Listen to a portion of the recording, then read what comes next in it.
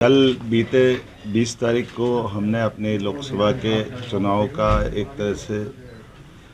एक चरण का पूरे देश का सबसे पहला हमारा अपना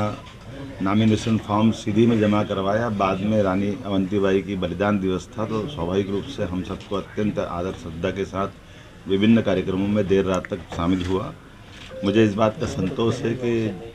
हमारा ये पूरा वीरों का क्षेत्र, खास करके गोंडवाना के काल से लगाकर उसके पूर्ववर्ती काल में जिसने सदैव आज़ादी की अलग जगाई,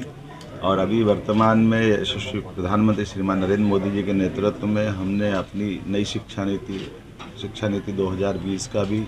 जब प्रदेश में देश में सबसे पहले लागू किया, उसका परिणाम है कि हमारे सारे महापुरुषों को हमने पाठ्यक्रम में स्थान दिया। रानी अवंतीबाई के नाम पर भी सागर में विश्वविद्यालय खोला हमने। पहली कैबिनेट जबलपुर से मेरा अत्यंत आत्मीय लगाव है,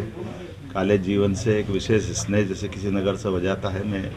इस बात को महसूस करता हूँ कि इसीलिए हमने अपनी पहली कैबिनेट भी हमारे मित्रों के साथ, माननीय राकेश जी, माननीय अशोक रोहानी जी और सारे मित्रों के साथ हमने जब पहली कैबिनेट की थी और हमने रानी दुर्गावती, रानी अवंतीबाई को स्मरण किया था। आने वाले समय में जबलपुर और पूरा प्रदेश, खास करके ऐसे शहर जिनके विकास की बहुत बड़ी संभावना है, इनके विकास का हम अच्छे से रोड मैप बना रहे हैं। हमारी कैबिनेट में भी हमने निर्णय किए हैं। उज्जैन में जो समिट की थी उस दरमियान भी इस क्षेत्र में भी हमने अपने कारखानों का लोकार्पण किया, भूमि पूजन किया, और ये क्षेत्रीय लगातार निवेश को लेकर के आने वाले समय में जिस प्रकार से एग्रीकल्चर ग्रोथ रेट बढ़ी है, हम दो तरह से आगे बढ़ रहे हैं कि जिसमें कृषि आधारित फूड पार्क और बाकी चीज़ें, फूड इंडस्ट्रियाँ लगे, रेडीमेड गारमेंट्स की भी बड़ी संभावना है, और उसके अलावा कौन कौन से क्षेत्र जिसमें विकास की संभावना होगी, इसमें बड़े पैमाने पर जहाँ ये खदान आधारित उद्योग भी है, जिसमें माइनिंग का लेकर के बड़े अच्छे चक भी यहाँ उपलब्ध है। उम्मीद कर रहा हूँ कि पूरे प्रदेश में ये जो 100 दिन की हमारी सरकार, जिसने कई सारी उपलब्धियाँ हासिल की थी, जिनके बलबूते पर हमने अपनी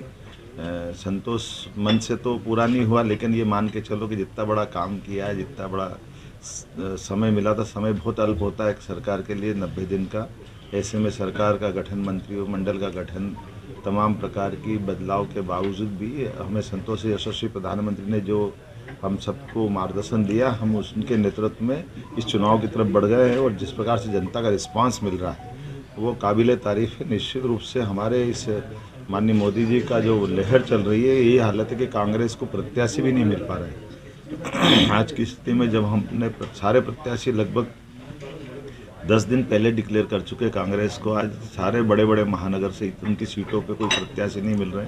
जनता का रिस्पांस भाजपा के साथ है, माननीय मोदी जी के साथ है, और मोदी जी के नेतृत्व में भाजपा फिर एक प्रचंड बहुमत की जीत की तरफ बढ़ रही है। और ये जो हमारा टारगेट था 2014 में हम 27 जीते, 2019 में 28 जीते, और अब क्लीन स्वीप करने वाले हैं। और जो अब की बार 400 पार माननीय मोदी जी का जो नारा है, निश्चित रूप से हम उस दिशा में आगे बढ़ रहे हैं। मेरी अपनी ओर से प्रदेश की जनता को ये आश्वस्त करना चाहूँगा कि माननीय मोदी जी के नेतृत्व में डबल इंजन की सरकार द्रुत गति से आगे बढ़ेगी और विकास के किसी मामले में कोई कोर कसर बाकी नहीं रहेगी।